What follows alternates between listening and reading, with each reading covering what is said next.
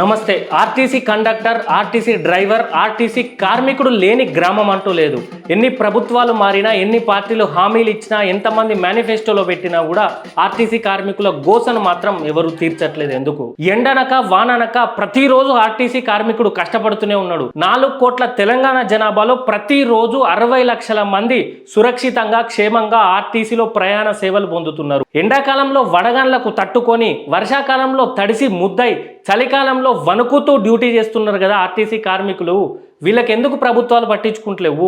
అనునిత్యం తెలంగాణ ప్రజలకు సేవలు అందించే ఆర్టీసీ కార్మికుడికి ఏం సేవ చేస్తుంది ప్రభుత్వం? ఆర్టీసీ కార్మికులు అడిగేది ఆస్తులా అంతస్తులా? రేవంత్ రెడ్డి, నువ్వు ఏదైతే మేనిఫెస్టోలో ప్రభుత్వంలో ఆర్టీసీని విలీనం చేస్తా అన్నావు కదా, ఆల్రెడీ 90% గత ప్రభుత్వంలో జరిగింది. ఆ 10% విలీన ప్రక్రియను ఎందుకు కొనసాగించట్లేదు? కేసీఆర్ విలీనం చేస్తాడా చేయడానే డౌట్ తోటి 2023 ఎన్నికల్లో రాష్ట్రంలో ఉన్న ఆర్టీసీ కార్మికులు అందరూ ఏకమై నిన్ను గెలిపించి ముఖ్యమంత్రి పీఠం మీద కూర్చోబెడితే ఆ కార్మికులకు ఇబ్బంది పెట్టుకుంటా ఈ రోజు ఇందిరా పార్క్ దగ్గర కూర్చోబెట్టినావు. గుర్తుపెట్టుకో రేవంత్ రెడ్డి, నిరుద్యోగులతోటి ఆర్టీసీ సిబ్బందితోటే నువ్వు ముఖ్యమంత్రి అయినావు, నువ్వు ప్రభుత్వంలోకి వచ్చినావు. చూసినావు కదా నిన్న ఇందిరా పార్క్ దగ్గర ఆర్టీసీ కార్మికులు ఎన్ని వేల మంది వచ్చిల్లో. వాళ్ళ డిమాండ్లు గనక రేవంత్ రెడ్డి నెరవేర్చకపోతే వేలాది మంది ఆర్టీసీ కార్మికులతో, లక్షలాది మంది నిరుద్యోగులతో నిన్ను ముఖ్యమంత్రి పీఠం నుండి దించుతాం, ఖబర్దార్. రవాణా శాఖ మంత్రి పొన్నం ప్రభాకర్ గారు త్వరలో అనుకుంటా పొన్నం ఇంటి పేరు పక్కకు పెట్టి త్వరలో ప్రభాకర్ గారు మీరు ఏం చేస్తున్నారు? స్టీరింగ్ పట్టుకొని డ్రైవర్ అన్నలు గుండెపోటుతో మరణించిన కేసులు, వార్తలు మీరు చూడట్లేదా? మహిళలందరికీ ఉచిత బస్సు మహాలక్ష్మి స్కీమ్ తీసుకొచ్చినప్పండి 16 గంటలు వాళ్ళు కష్టపడతా అంటే వాళ్ళ ఆరోగ్యం క్షీణిస్తుంటే అది మీకు అర్థమైతలేదా మిస్టర్ పొన్నం ప్రభాకర్ గారు? వాళ్ళ డిమాండ్స్ ఏంటివి రేవంత్ రెడ్డి? అంత కష్టపడి తెలంగాణ ప్రజలను సురక్షితంగా చేర్చే ఆర్టీసీ సిబ్బంది యొక్క డిమాండ్స్ ఏంటి? జూబ్లీహిల్స్ నీళ్ళు అడుగుతాల్లా? కాదు కదా. ప్రభుత్వంలో విలీనం చేయాలి, స్టేట్ గవర్నమెంట్ ఎంప్లాయీస్కి వచ్చే బెనిఫిట్స్ వాళ్ళకి రావాలనే కదా వాళ్ళ డిమాండ్స్. 2017 పిఆర్సీ అరియర్స్ అమలు చేయవు, 2021 పిఆర్సీ అమలు చేయవు. ప్రజలారా, గవర్నమెంట్ ఎంప్లాయీకైనా ప్రైవేట్ ఎంప్లాయీకైనా ఎవ్రీ ఇయర్ 1.5 year ఒకసారి హైక్ రావాలి కదా. ఆర్టీసీ కార్మికులకు హైక్ రాక ఏం లైతాంది? పే రివిజన్ కమిషన్ ఎందుకు అమలు చేస్తలేరు? 21% ఫిట్మెంట్, వీళ్ళకేమో 30% ఇస్తున్నారు స్టేట్ ఎంప్లాయీస్కి, వీళ్ళకి 21% అలా అరియర్స్, అది కూడా 2017 నాటిది. అరే వాళ్ళు ఆర్టీసీని నమ్ముకొని ఉన్నారు, ప్రజల కోసం సేవ చేస్తారు.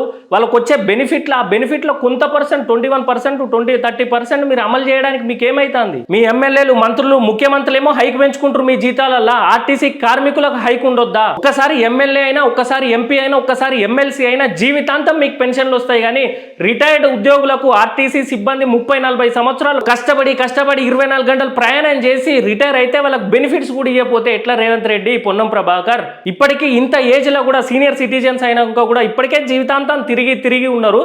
ఇప్పుడు కూడా వాళ్ళు మీ దగ్గరికి రిటైర్మెంట్ బెనిఫిట్స్ కోసం తిరుగుతా అంటే ఇది ఎంతవరకు న్యాయం రేవంత్ రెడ్డి? అరే ఆర్టీసీ కాంట్రాక్ట్ ఎంప్లాయీస్ కి రెగ్యులరైజ్ చేయవు. ఇప్పటికైనా గౌరవనీయులు ముఖ్యమంత్రి రేవంత్ రెడ్డి గారు గుర్తుపెట్టుకోండి, నిన్న ఇందిరా పార్క్ దగ్గర వేల మందితో జరిగింది, అదే లక్షల మందితో జరుగుతుంది. ఆర్టీసీ సిబ్బందికి మా విద్యార్థుల రాజకీయ పార్టీతో పాటు అన్ని యూనియన్లు, అందరూ అన్ని పార్టీలు కలిసి వచ్చి నిన్ను జూబ్లీహిల్స్లో నీ ఇంటిని, అసెంబ్లీని ముట్టడిస్తాం. వాళ్ళు నిన్న గడువు ప్రకటించారు కదా, 13వ తారీఖు డెడ్ లైన్. అప్పటి వరకు వాళ్ళ డిమాండ్లు ఏంటి?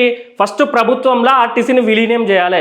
అది గత ప్రభుత్వంలో కేసీఆర్ 90% చేసిండు. ఆయన మీద నమ్మకం లేక నిన్ను గెలిపిస్తే ఆ 10% నువ్వు ఎందుకు పూర్తి చేస్తలేవు? ఖచ్చితంగా ఈసారి అసెంబ్లీలో మీరు దాని మీద చర్చించాలి. కూనంనేని సాంబశివరావు గారు కార్మికుల పక్షాన మీరు ఉంటారనే మిమ్మల్ని గెలిపించులు ప్రజలు. ఈ కార్మికుల పక్షాన మీరు అసెంబ్లీలో లేవనెత్తాలి. పోయినసారి అసెంబ్లీలో ఇట్లా తీసి పడేసిళ్ళు, ఆర్టీసీ గురించి మాట్లాడాల్సిన అవసరం లేదని స్పీకర్ గారు గుర్తుపెట్టుకోండి. ఈసారి అసెంబ్లీలో మీరు మాట్లాడి ఆర్టీసీని ప్రభుత్వంలో విలీనం చేయాల్సిందే. అట్లనే రిటైర్మెంట్ బెనిఫిట్స్ తక్షణమే అమలు చేయాలి, హైకు పెంచాలి, వర్క్ లోడ్ తగ్గించాలి, కార్మికుల్ని, కష్టపడే కార్మికుల్ని ఆదుకోవాలి. ఆదుకోకపోతే వాళ్ళు సమ్మె చేస్తే రాష్ట్రం అంతా స్తంభించిపోద్ది ముఖ్యమంత్రి. ఆర్టీసీ కార్మికులందరూ కలిసి యూనియన్లు పెట్టుకుంటే ప్రభుత్వం మీదకి దండయాత్ర చేస్తారని గత పాలకులు వీళ్ళని తీసేసిళ్ళు, యూనియన్లు తీసేసిళ్ళు. ఆ యూనియన్లు కూడా కార్మికులకు ఉండాల్సిందే. పాపం నిన్న ఇందిరా పార్క్ దగ్గర ఆర్టీసీ మహిళా సిబ్బంది, మహిళా కండక్టర్లు, మహిళా సిబ్బంది ఎంత ఇబ్బంది పడుతున్నారో చూడండి. వాళ్ళ గోస ఎప్పుడు తీస్తావు రేవంత్ రెడ్డి? రాష్ట్రంలో ఉన్న మహిళలందరికీ ఉచిత ప్రయాణం కల్పించినట్టు కాదు, దానికోసం సేవ చేస్తున్న మహిళా కండక్టర్లకు నువ్వేం చేస్తావు? ఒక్కసారి రేవంత్ రెడ్డి ఒక్కరోజు మహిళా కండక్టర్లు ఎట్లా కష్టపడతారో మీ ఇంట్లో ఉన్న మహిళలను చూడమని చెప్పు. వాళ్ళలా కష్టపడవద్దు కానీ చూడమని చెప్పు, వాళ్ళ పక్కన బస్సులో, ఆర్టీసీ బస్సులో కూర్చొని.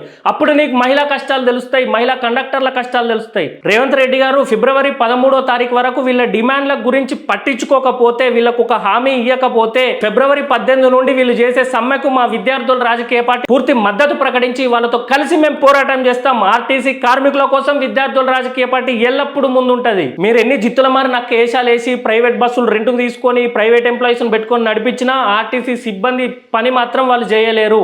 మరోసారి రేవంత్ రెడ్డి గారు గుర్తు పెట్టుకోండి, ఒక్కసారి ఆర్టీసీ సిబ్బంది సమ్మెకు దిగితే ఏ విధంగా ఉంటుందో మీరు చూసిళ్ళు. సరూర్ నగర్ స్టేడియంలో చూసిళ్ళు, కేసీఆర్ చూసిండు. కేసీఆర్ గద్దె దించడానికి కారణం కూడా వీళ్ళే. అది గుర్తుపెట్టుకొని వీళ్ళ డిమాండ్లు తక్షణమే అమలు చేయాలి. ఆర్టీసీని ప్రభుత్వంలో విలీనం చేయాల్సిందే. ఈ కార్మికులను ఆదుకోవాల్సిందే. లేని పక్షంలో నిన్ను ముఖ్యమంత్రి పీఠం నుంచి దించే ప్రక్రియ ఆర్టీసీ కార్మిక సోదరులు చూసుకుంటారు. జై తెలంగాణ, జై వీఆర్పీ.